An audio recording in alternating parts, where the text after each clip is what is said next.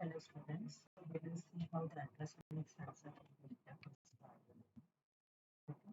So open your TinkerCad, then in designs, click on create circuit,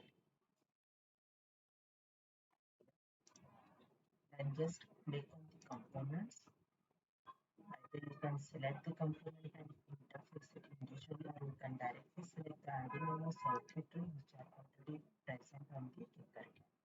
So on that, click on ultrasonic rangefinder, just drag, define, place it. Okay. So there are three inputs shown on the ultrasonic sensor. Okay, one is signal, VCC, and ground.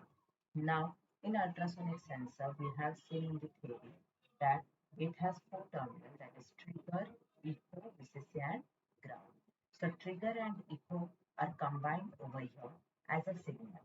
So of some time it will act as a trigger pulse or trigger input or the trigger pin, and after some time, it will act as a echo pin. So same signal pin will be working as a both, that is trigger and echo pin. Okay. So once once to interface this ultrasonic sensor, as this is a digital sensor, we need to connect the signal pin to the digital input output pin. Any one of this digital input output pin you can use to interface it from 0 to 30. So out of this 14 digital input output pin, any one of this pin can be used to interface. Okay. So ultrasonic sensor working principle we have seen in the class. That working principle is or refer that PPT to understand more about the ultrasonic sensor. Then what is the code for this ultrasonic sensor, that we will see. Click on code, click on text, say continue, you will find the code. So there is one function written for ultrasonic sensor, that is read ultrasonic distance, to read the distance calculated from the object detected.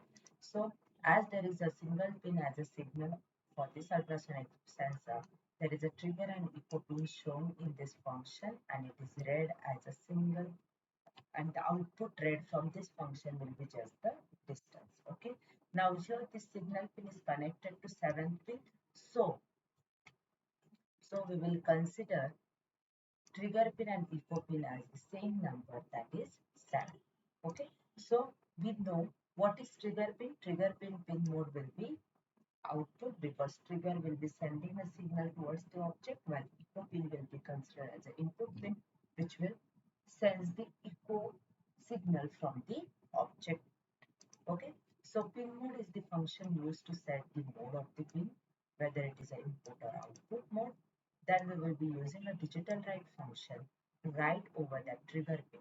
So as this trigger signal will be your digital signal, first it will start from low and then it will be high for 10 microseconds. So it will be low for 2 microseconds and then it will be high for 10 microseconds. And after 10 microseconds, again our trigger pin will be set low, and our echo pin will be keep sensing the echo signal.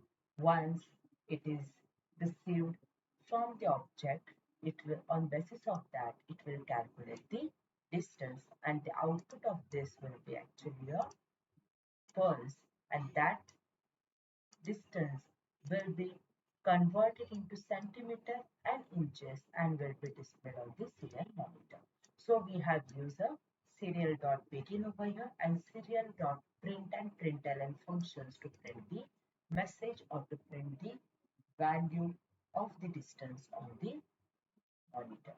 Okay. So this is the code. Now we will start the simulation. Click on start simulation. So here a green light indicates that your sensor is in on state. Click on the sensor. It will show you the range part of the sensor, that what is the range of the sensor. Okay. So at whatever distance the object is within a range of the sensor, this green part indicates the range. So that distance will be indicated over here in inches and in centimeter. Okay, if it is out of the range, it won't show any distance.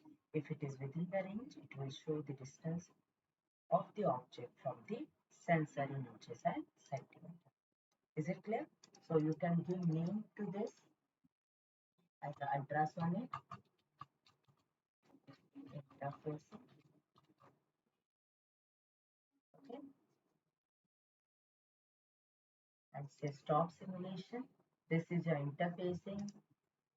Clicking on here will give you schematic of the same, and third is to check the component list required for that interface. Is it clear? So